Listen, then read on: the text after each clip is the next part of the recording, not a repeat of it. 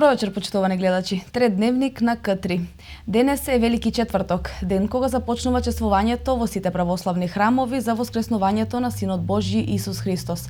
На овој ден домаќинките ги бојадисуваат и првите великденски јајца, за кои се верува дека носат здравје, среќа, благосостојба и беричет за целото семејство.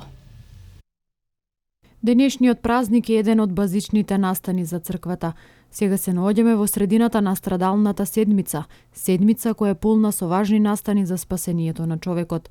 Во четврток, од таа последна недела на Христосовиот живот на земјата, беше востановена животоносната тајна на црквата.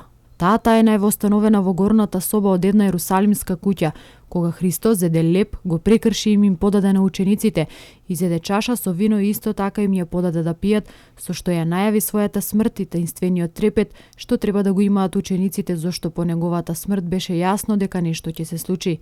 Со обичаи и верување особено исполнет Велики четврток, главен обичај што се изведува на овој ден и со посебно внимание е вапцувањето на великденските јајца. Според обичајот, најпрвин се вапцувале 3 јајца. Првото јајце било наменето на Господ и се викало Господово јајце, второто на домаќинот, главата на семејството, а третото на стоката и беричетот. Особено повеќе обичаи и верувања се поврзани со јајцето првак, за кое се верува дека има магиска моќ. Тоа подоцна стои пред иконата, со него се враќа облак, се лекуваат болести кај луѓето и стоката. Тоа заштитува од пожар, гром и слично. Јајцата ги вапцува домаќинката рано наутро пред да изгрее сонцето, зашто се верувало дека ако тоа се направило подоцна, јајцата ќе засмрдат. Вапцани пред да ги види сонцето, овие јајца, особено првакот, не се расипуваат и по неколку години. На Велики четврток се изведуваат и други обичаи. Се јаде пресен зелник со зелје, потоа девојките си ги мијаат косите, а во водата ставаат црвено јајце и здравец за здравје.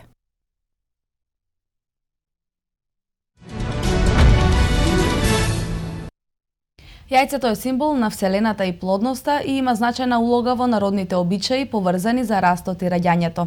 Символиката на јајцето е поврзана со создавање на нов живот, што го символизира и воскреснувањето на Исус Христос. Великденското утро мора да се дочека со кошница полна со шарени јајца, која ја подаруваме како знак на пријателство, љубов и добри желби. Јајцето е символ на вселената и плодноста и има значајна улога во народните обичаи поврзани за растот и раѓањето. Символиката на јајцето е поврзана со создавање на нов живот, што го символизира и воскреснувањето на Исус Христос. Великденското утро мора да се дочека со кошница полна со шарени јајца, која подаруваме како знак на пријателство, љубов и добри желби. Велики четврток и Велики петок се денови во кои се вапцаат великденските јајца. Првото јајце кое се фарба се нарекува чувар на куќата и му се припишува волшебна моќ, се смета за заштитник на домот и семејството. Во многу краишта е обичај домаќините да се трлаат на лицето со првото јајце чувар на домот, за да бидат здрави и црвени како јајцето. Во некои делови на Великден се мијат со водата во која преноќило првото фарбано јајце. Црвените лушпи на великденските јајца се смета дека имаат волшебна моќ, а лушпите од јајцата по кршењето морале да се здробат, за да не можат вештерките во нив да се превезуваат преку вода. Бојадисаните јајца се символ на новиот живот и се неодминлив дел од Великден и великденските обичаи.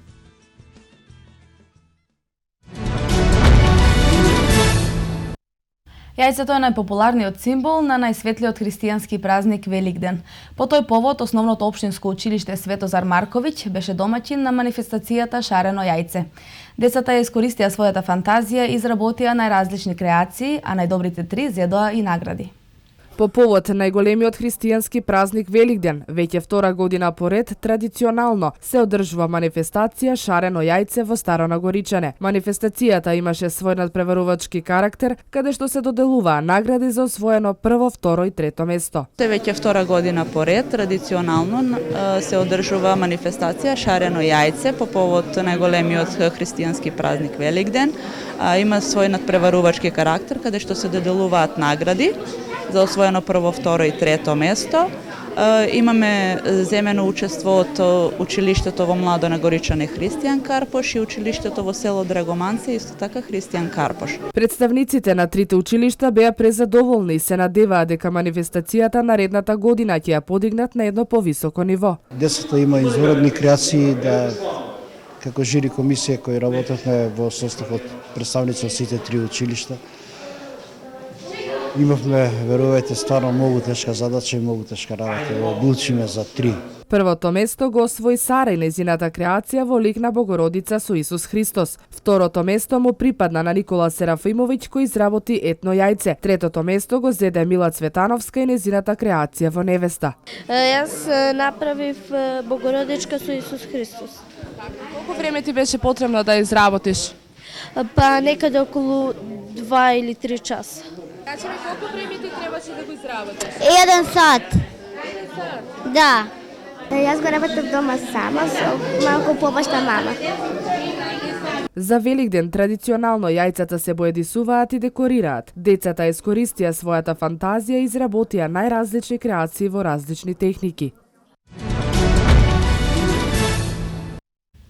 Набавката на трактори и приклучна опрема станува дел од ИПАРД програмата, преку која земјоделците можат да купат механизација со мерката со кофинансирање.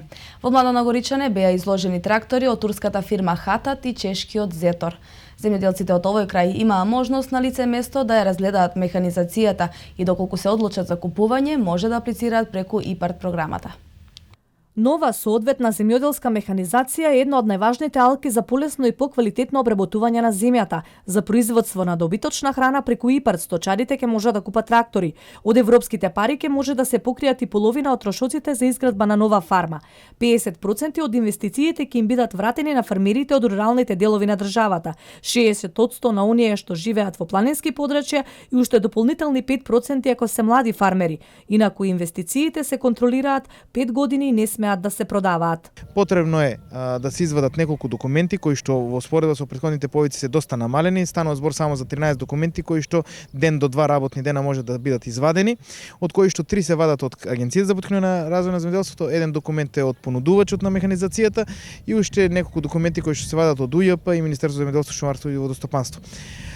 Потребна минимум инвестиција е 3000 евра, додека доколку инвестицијата е над 10.000 евра ќе треба да има 3 понуди.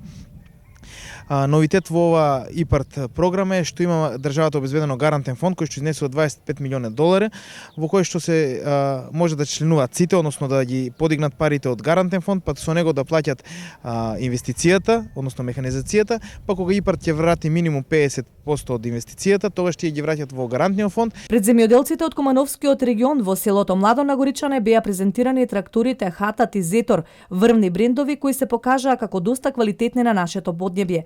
Од фирмата која изложуваше кажаа дека веќе имаат голем интерес за користење на мерката за купување трактор со кофинансирање. Сакаме, пошто овој крај земјоделски, сакаме да ги измотивираме и да ги натераме да аплицираат. Нашата компанија комплетно им дава логистика, поддршка од аплицирање, изработка на програми, значи комплетна услуга, пратење и цела помош кој им треба, цела логистика до добивање на трактор. Иначе нашите трактори имаат 3 години гаранции сите и ние како сервис сме присутни на овие терени со инженери и техничари. Тие само да изберат, а се наше останат. Земјоделците од Кумановскиот регион на лице место можеа да ја разгледаат механизацијата, а воедно беа и упатени за условите за купување преку ИПАРД програмата. Многу е важно, зашто старата механизација више не може и не може да се одржава. И делови се после више на да негде пола трошкови не ги зимат во старите делови да се обновија, али новата механизација е најбитно кој може сега, ако има добри услови, да се земат. Да, со мерка ИПАРД сум запознаен. Имам зимано и преку нив цистерна имам земено 50-50 тоа што. Па добре, задоволен сум. Па модели се добри се, поекономични, помала потрошња, по голема обработка површина, побрзо да се заврши работата во поле. Дел од европските фондови ќе можат да искористат земјоделците што се занимаваат со сточарство, овуштарство и лозарство, но средства ќе има и за производителите на тутун и жито.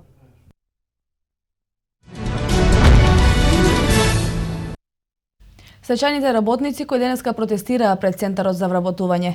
Од оваа институција добија одговор дека досега им ги остваруваат сите права во однос на пријавување, изготвување на документација и известување за сите мерки кои се однесуваат до нив. Наскоро се очекува да стапи на сила новиот закон со кој ќе бидат материјално згрижени жени кои навршиле 58 и мажи на возраст од 64 години. Стечајните работници не би требало да протестираат пред Центарот за вработување, затоа што, како што велат оттаму, сите услуги што ги нуди важат и за оваа категорија граѓани. Ова им го кажа директорот на тројцата представници од УНИТ, кои денеска по протестот остварија средба со него.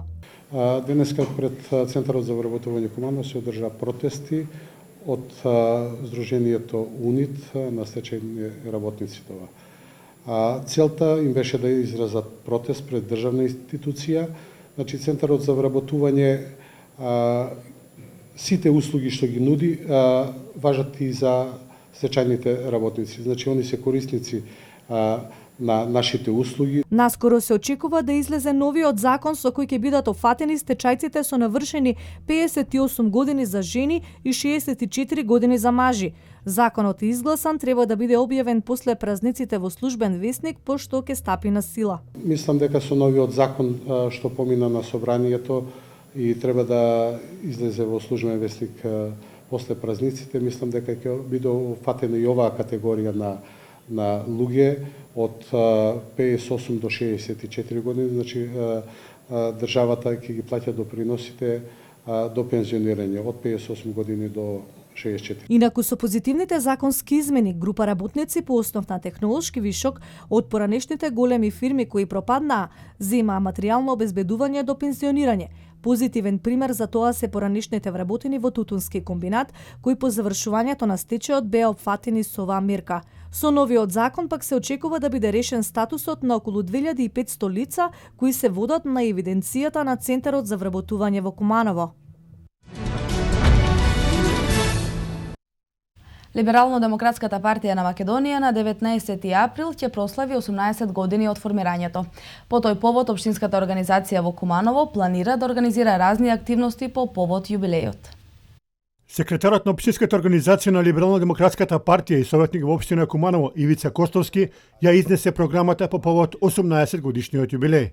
Во вторник на 14 април во 11 часот Форумот на жените од Либерално-демократска партија општински одбор Куманово ќе подели над 50 на книги во библиотеката на ученички дом професор Мијалковиќ од Куманово. Во среда на 15 април во простории на ЛДП од Куманово со почеток од 18 часот младите либерал-демократи, лидер на општински одбор од Куманово, ќе организираат надпревар во шах и пикадо. Во четврток, на 16 април, како и секоја година, општинската организација на ЛДП од Куманово организира хуманитарна акција на дарување крв во простории на Завод за трансфузија во Општа болница Куманово. Во петок, на 17 април, со почеток во 19 часот, во просториите на ЛДП од Куманово ќе се формира клуб на ветерани. Во сабота на 18 април, со почеток во 12 часот, Либерално-демократска партија ќе има еколошка акција, каде ќе засадиме 18 дрвца за 18-тиот роденден на партијава. Унијата на жени на ВМРО ДПМН ја открива Паланка. Во пресрет на големиот христијански празник Воскресение Христово организира великденска работилница во Центарот за лица со посебни потреби. Целта е преку дружење и изработка на великденски декорации да се внесе празничната атмосфера и меѓу овие лица и повторно да се даде свој придонес за повеќе насмејани лица, вели претседателката Митевска Давидовска. Традиционално и годинава дел од членките на Унијата на жени при ВМРО ДПМН ја открива Паланка. Во пресрет на великденските празници ги посетија штитениците од Дневниот центар за лица со посебни потреби. Наедно беше организирана великденска работилница на која заеднички се украсуваа великденски јајца. Целта е преку дружење и изработка на декорации да се внесе празничната атмосфера и меѓу овие лица и повторно да се даде свој придонес за повеќе насмејани лица, вели претседателката Митевска Давидовска. Како и секој великден, така и овој великден Унијата на жени организира работилница во Центарот за лица со посебни потреби, на која што работилница бојадисуваме јајца и на која што работилница заедно со дечињата работиме и ја развиваме и нивната креативност со цел да едноставно да внесеме радост за време на празникот и кај овие лица.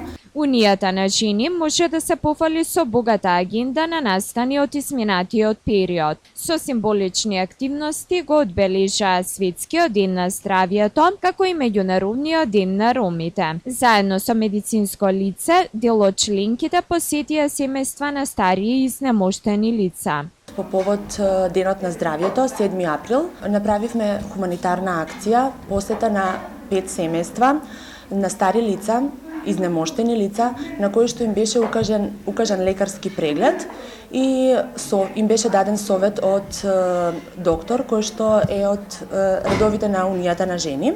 По повод Денот на ромите, Унијата на жени беше дел од трибината посветена на овие лица, а исто така остварија посета и на група со деца од ромската заедница во детската градинка Детелинка. Имавме посета на трибина, која што беше организирана од Центарот за култура, на која што говореше професор од ромска националност за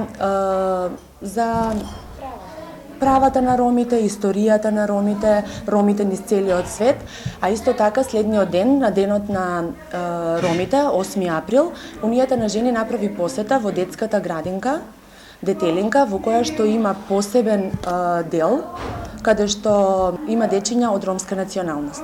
Таму им дарувавме играчки и неизмерна беше радоста на лицата на дечињата.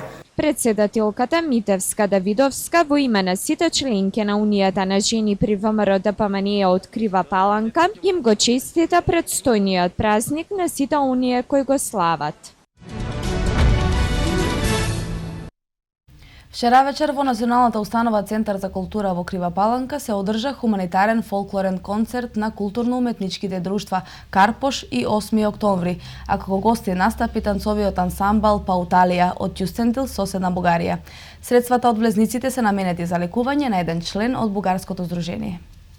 Уживајќи во богатата фолклорна програма на културно-уметничките здруженија од градот 8 октомври и Карпош и гостите од соседна Бугарија, кривопаланчани истовремено ја покажаа својата хуманост. Имено на иницијатива на уметничкиот раководител на танцовиот ансамбл Пауталија од Кјустендил, Валентин Кенов, председателот на КУТ Карпош Миле Николовски и директорот на Кривопаланичкиот дом на културата Александар Ангелов, во киносалата беше одржан хуманитарен концерт, од кој собраните средства ќе бидат наменети за лекување на еден долгогодишен член на бугарското здружение.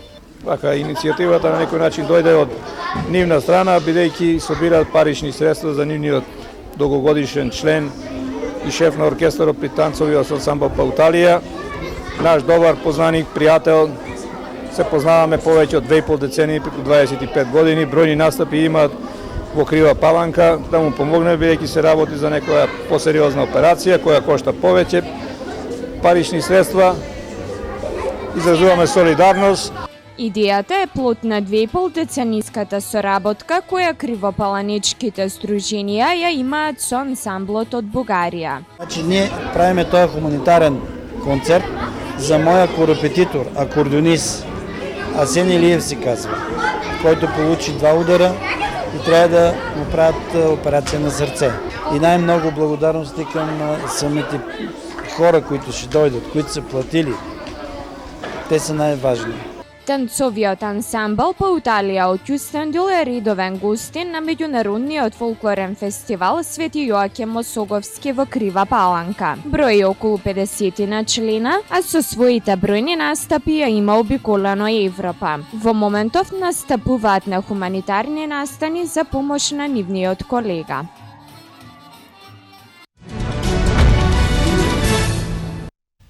Бензинската помпа на Лукойл на автопатот Куманово Скопје утрово е ограбена од засега непознат маскиран и вооружен со пиштол сторител. МВР денеска соопшти дека околу 4 часот пријавено е дека од страна на непознат сторител, маскиран и вооружен со пиштол, со закана на двајца вработени, одземена е сума на пари од околу 7500 денари, пошто сторителот го напуштил местото. Се превземаат мерки за расчистување на случајот. Екипи на Кумановската подружница на јавното предпријатие Македонски шуми предпладнево започнаа со отстранување на 5 тополи од речното корито на Липковка. Вчера известија од регионалниот центар за управување со кризи дека дрвјата паднале во коритото поради надојдените води на Липковка од топење на снегот и предходните неколкудневни врнежи од дожд, пошто го стесниле коритото на Липковка, која се излеела на околните земјоделски површини во населба Бедиње, потечно во близина на расадникот на ЈП Македонски шуми.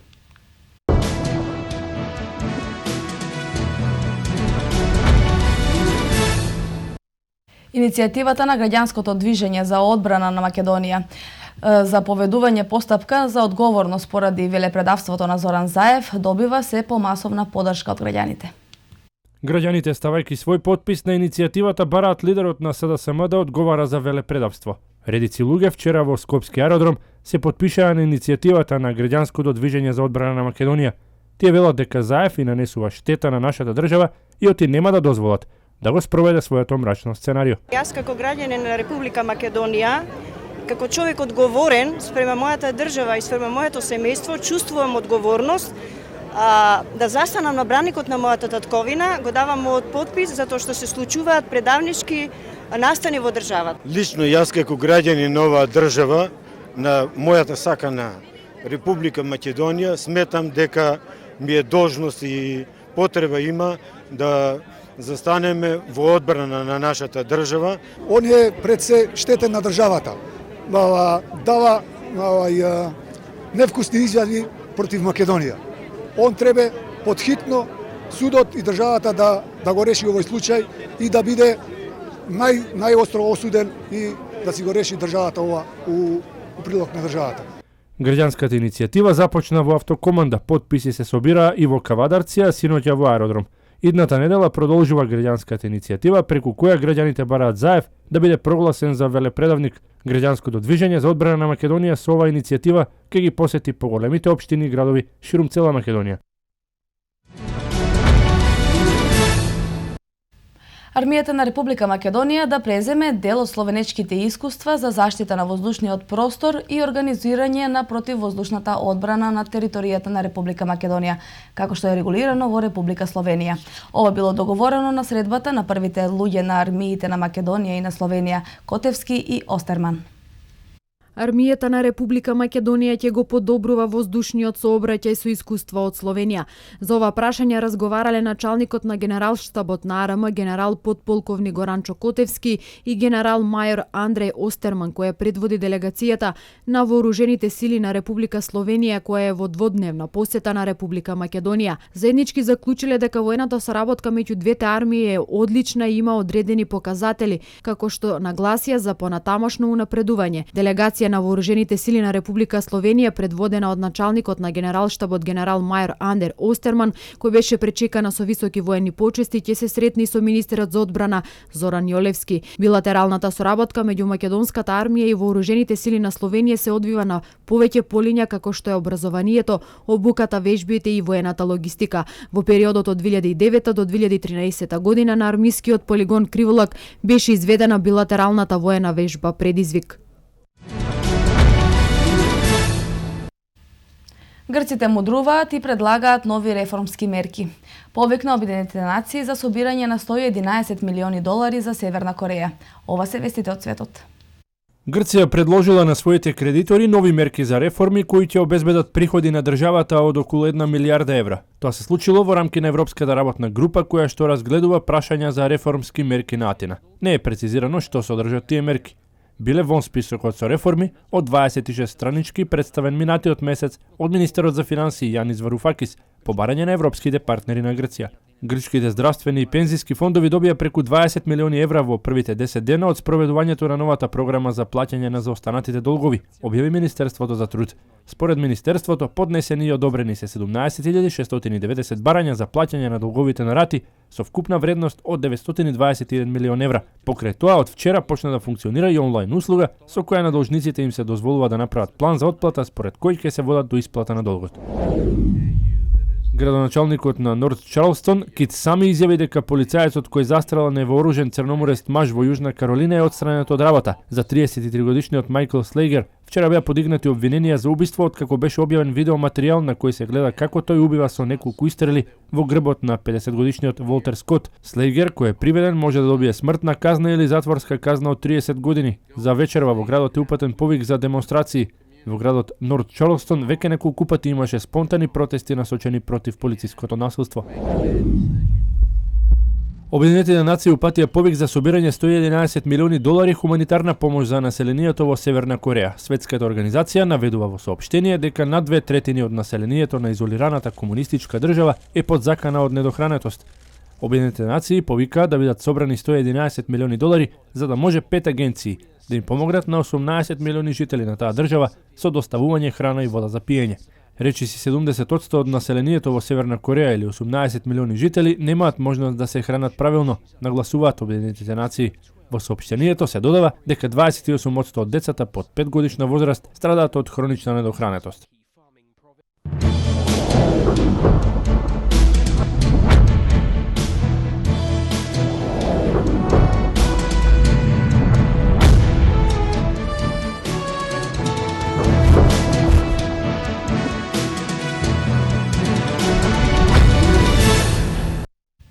Арбитражната комисија на Кошаркарската федерација на Македонија на денешната седница реши неодиграниот надпревар Куманово Карпош Соколи да го префрли во надлежност на комисијата за надпреварување, со што целиот овој случај дополнително се комплицира. Кошаркарскиот клуб Куманово и натаму со став дека со Карпош Соколи нема да игра, додека останатите мечеви од Суперлигата и покрај се ќе ги игра. Продолжува неизвестноста околу случувањето во македонската кошарка. Кошаркарите на Куманово поднесоа жалба до арбитражната комисија околу неодиграниот меч против Карпош Соколи.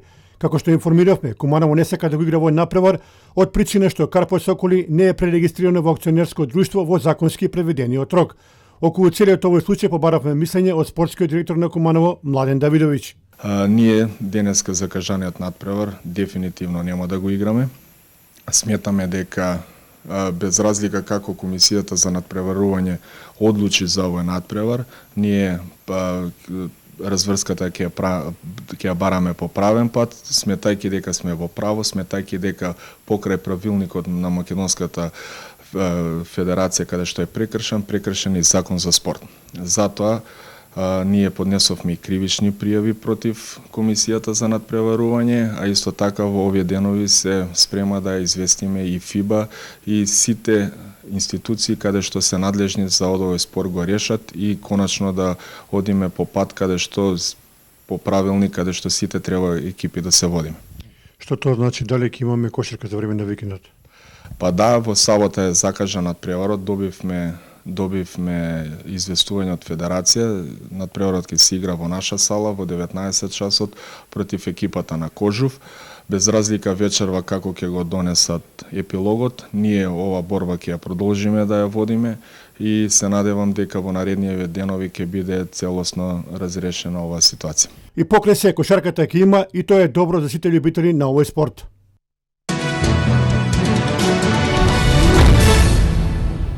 Кошаркарите на Кожув не успеа да обезбедат пласман во финалето на регионалната Балканска лига. Иако во реванш полуфиналниот меч одигран синоќа во Гевгелија, екипата на Кожув го совлада тимот на Сигал Приштина со 86-80. Сепак тоа не беше доволно да се анулира негативата од 24 поени разлика по првата меѓусебна средба. И гевгелискиот тим го заврши својот настап во Библ во полуфиналната рунда. Еве ги и другите спортски информации. Единствениот македонец во НБА лигата Перо Антич и неговиот соиграч од Атланта Тебо Сейфолоша ги отфрлија обвинувањата упатени кон нив по вчерашниот инцидент во ноќен клуб во Њујорк, по кој што беа притворени и неколку часа држани во полициска станица. Како членови на Атланта, имаме високи стандарди на однесување и нашата улога во професионалниот тим ја сваќаме сериозно. Ке сториме се за да докажеме дека не сме направиле ништо лошо. Им се извинуваме на семејствата, соиграчите и на сите останати од таборот на Хоукс за негативниот публицитет што им го донесе овој инцидент. Повеќе од ова не смееме да коментираме, додека трае процесот против нас, пишува во заедничкото соопштение до јавноста на Антич и на Сефолоша. Двајцата кошаркари беа обвинети за попречување на полицајците при истражувањето на местото на кое претходно со нож беше прободен Крис Коупленд од Индијана. Капитенот на македонската ракометна репрезентација и член на шпанската Барселона, Кирил Лазаров, заедно со 5 членови на македонскиот вице-шампион Вардар се во конкуренција за место во недобриот тим во Лигата на шампионите. Европската ракометна федерација ги објави номинациите за ракометари, од кои што ќе биде избран најдобриот тим во елитното надпреварување за сезоната. Конкуренти на Кирил Лазаров за позицијата десен бек ќе му бидат Золт Балок од Пик Сегет, Марко Вуин од Кил, Ким Андерсон од Колдинг и Александар Петерсон од Рајне Карлевен. За најдобар голман покрај чуварот на мрежата на црвено-црните Арпад Штербик во конкуренција се и Филип Ивич од Загреб, Роланд Миклер од Веспрем, Тиерио Мејер од Пари Сен-Жермен, како и Даниел Шарич од Барселона. Тимур Дибиров се најде во конкуренција за најдобро лево крило заедно со Уве Генсхаймер од Рајне Карлевен, Самуел Онрубија од Пари Сен-Жермен, Хуанин Гарсија од Лариоха, Гудјор Валур Сигурдсон од Барселона. Конкуренти на централен бек на Вардар, хрватот Игор Карачич, му се Микел Хансен од Пари Сен-Жермен, Томас Могенсен од Фленсбург, Ден Бомбач од Пик Сегет, Жоан Канелјас од Кил. Алекс Душебаев важи за голем фаворит за признанието за најдобар млад ракометар, а негови конкуренти ќе бидат Александар Дервен од Чеховски Медведи, Сандер Сагосен од Алборг, Блажанц од Селје, Теофил Сосе од Данкерк. Листата за кандидати е заокружена со предводниците, односно тренерите, а меѓу нив е и стратегот на црвено-црвените Раул Гонзалес. Звездата на Реал Мадрид Кристијано Роналдо беше стрелец на еден гол во победата на неговиот тим против Рајо Ваљакано 2-0. Недобриот светски фудбалер Кристијано Роналдо во 68-та минута погоди со глава по центар шутот на Карвахал за 1-0 за Реал и стигна до 300-тиот гол во дресот на мадридјаните. Португалецот е трет на вечната листа на стрелците на овој тим, а пред него се само Ди Стефано со 308 и Раул со 323 голови, но одиграле далеку повеќе надпревари од Роналдо. Вториот гол за Реал Мадрид во победата на Рајо Ваљакано беше дело на Хамес Родригес во 73-та минута.